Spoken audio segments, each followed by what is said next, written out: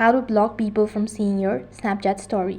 Hey everyone, welcome back to another episode. Today I'll be showing you the ways to block people from seeing your Snapchat story.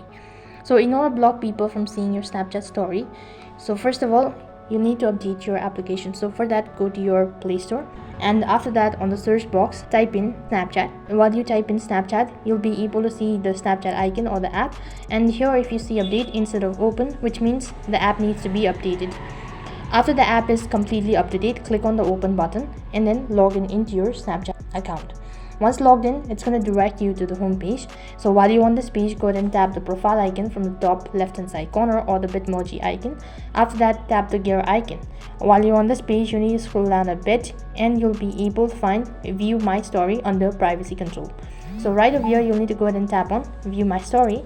Once you've done that, go ahead and tap on custom. So after that, in order to select particular users that you only want them to view your story, or to block the people from seeing your Snapchat story, is that you need to select the particular contact whom you actually want to block.